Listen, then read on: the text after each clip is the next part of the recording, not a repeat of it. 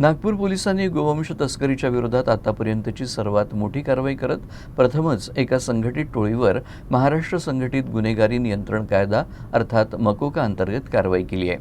शहरात सक्रिय असलेल्या अवैध गोवंश तस्करीच्या जाळ्यावर हा मोठा प्रहार मानला जातो आहे। नागपूरच्या तहसील पोलीस ठाण्यात नोंद असलेल्या गोवंश तस्करीच्या एका गुन्ह्याच्या तपासादरम्यान पोलिसांनी एका संघटित टोळीचा पर्दाफाश केलाय। ही टोळी दीर्घकाळापासून गोवंशाची अवैध खरेदी विक्री, वाहतूक आणि जनावरांवरील क्रूरतेसारख्या गुन्ह्यांमध्ये सक्रिय असल्याचं तपासात समोर आलंय। 18 मे रोजी मोमिनपुरा येथील अन्सार नगर परिसरातील ख्वाजा के ठिया या भागात पोलिसांनी छापा घातला आणि 29 गोवंश जनावरं ताब्यात घेतली होती।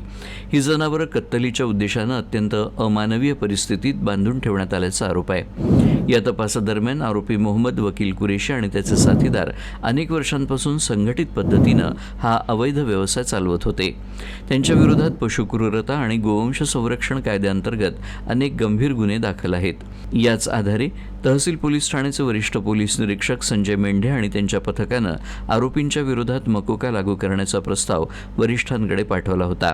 सर्व कायदेशीर प्रक्रिया पूर्ण झाल्यानंतर आरोपींवर मकोका लावण्यास मंजुरी देण्यात आली आहे।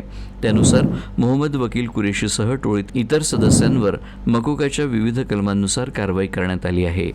मोक्का कायद्याचे महाराष्ट्र संघटित गुन्हेगारी नियंत्रण कायदा 1999 चे कलम 3.1.2, 3.2, 3.4 असं समाविष्ट केलेलं आहे।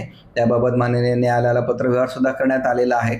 जे कोणी गोवंश जनावरांची तस्करी करू पाहत आहेत किंवा वारंवार पोलिसांनी कारवाई करून सुद्धा अशी जे गोवंश जनावरांची तस्करी करणारे जे आरोपी आहेत किंवा गुन्हेगार आहेत त्यांच्यावर चाप बसावा, त्यांच्या या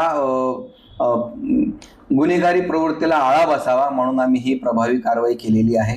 याही पुढे जर पोलीस स्टेशन तहसील हद्दीमध्ये अशा प्रकारचे जर गुन्हे करताना गुन्हेगार आढळले तर त्यांच्या विरुद्ध सुद्धा अशाच प्रकारची मोक्कानुसार कारवाई करण्याची आम्ही तयारी केलेली आहे।